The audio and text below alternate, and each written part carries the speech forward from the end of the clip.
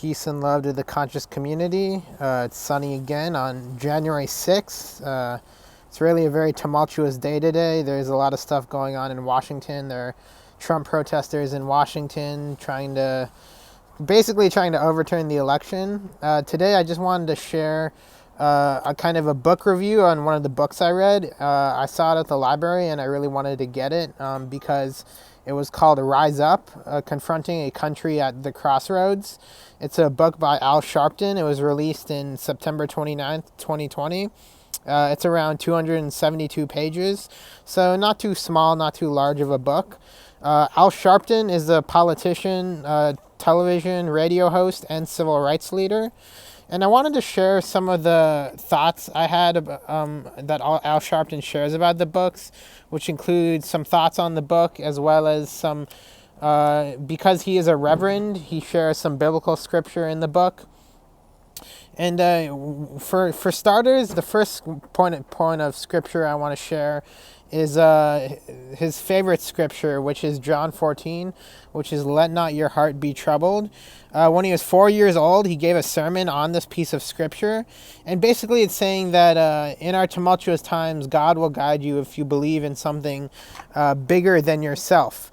And this can come even to moral dilemmas. When Al Sharpton asked one of his mentors why he had made a critical decision, he said, "I tell myself that this decision was not that hard.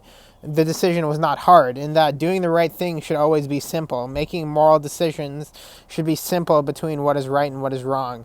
And that is fundamentally what "let not your heart be troubled." And he could go probably further into what this means, but I don't have time. Another piece of scripture that he calls himself a Matthew 25 Christian. He says, "For I was not hungry and you gave me something to eat. I was thirsty and you gave me something to drink. I was a stranger and you invited me in, etc. I was in prison and you visited me." And, Reverend Al Sharpton uses a lot of he describes a lot of the political movements going on in our country, including environmentalism, better immigration rights, the Me Too movement, and he really looks at kind of how environmentalism and immigration fundamentally function with this phrase. Because, in immigration, people, just like as they were during colonial times, were coming to this country in order to have a better life. And in many cases, they were not doing too well. So we as American citizens are beholden to our duty as being harbingers of the globe to help guide citizens to a better future in which we can feed them, we can provide them clothing, and we can really enlarge this social safety net and this social justice net for all. And what I was really struck at by looking at all these quotes by these religious scripture quotes, these weren't the only ones, there are several other ones. It was this notion, which I learned also from the 1619 Project, that there is a huge centrality of black social activism in America that is surrounded by, revolves around the black church. And that the black church and black activism has always functioned as important parts of pushing our society forward. Black activists have always been important in our society, from Bayard Rustin to Fannie Lou Hamer to Frederick Douglass, but not just as not in practice, but also as Obama says in his book, in The Audacity of Hope. Obama talks about in page 97 of The Audacity of Hope as those prophets and zealots who Sharpton likes to call tree shakers. Sharpton likes to use this word a lot in the book, that tree shakers, people who not really rise up for calling for compromise in society, but organize in order for there to be shaking up of the status quo. Just as Obama talked about prophets and zealots shaking up the status quo and pushing society forward through absolutism, not through a mere moral relativism, but through a moral absolutism in which there is a fundamental right and wrong to how we go about structuring our society, such as the moral wrongs of slavery. There's fundamental things that are right and wrong that we must uphold as American citizens. And Al Sharpton, through his moral leadership through the church, speaks a lot to this moral absolutism. And in many ways, Sharpton and Obama were similar. They were strong Christians, but they were fundamentally different, even though they were strong African-American leaders in their own rights. Probably two of the most influential African-American leaders in our society. Obama recognized the potentials and limits of power as an organizer, while Sharpton remained an organizer his entire life, even though he never held office. And so Al Sharpton also talks about many other tree shakers and visionaries, such as Al Gore, Greta Thunberg, as I mentioned, Bayard Rustin, and Hillary Clinton. And, Al Sharpton talks about the importance of inclusivity to society, not only of Black and Mexican and white and Asian, but also of women. And he talks about strong women, such as women he worked under as a political organizer, as well as Hillary Clinton, women who he saw broke the glass ceiling and really pushed society forward through their organizing principles.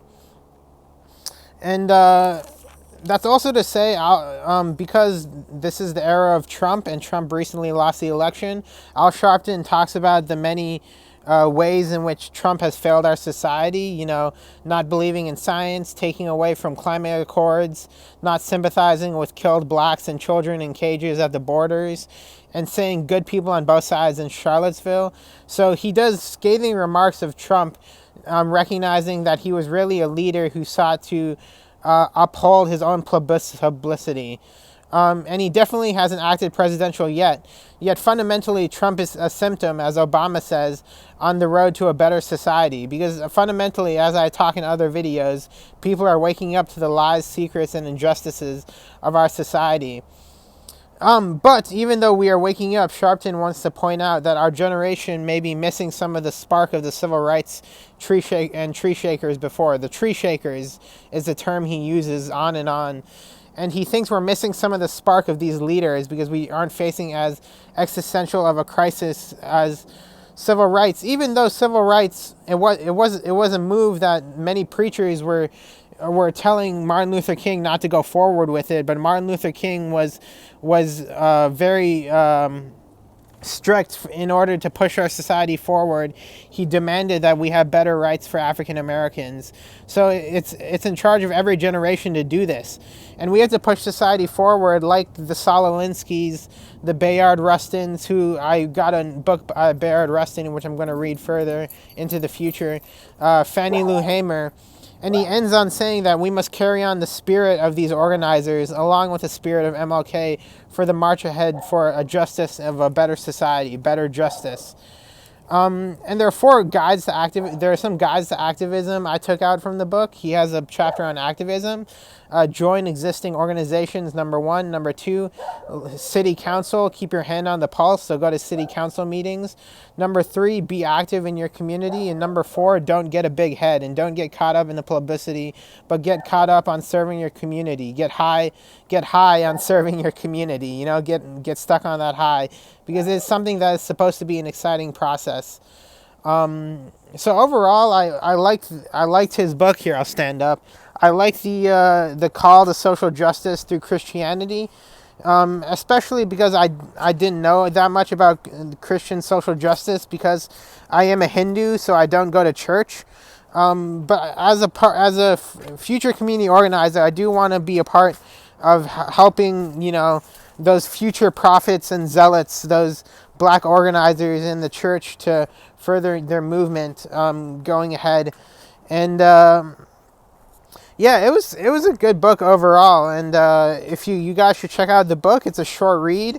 You should also check out Obama's Audacity of Hope book. I've gotten a third through that book. And yeah, both books talk about the importance of zealots, tree shakers, and prophets to push our society forward.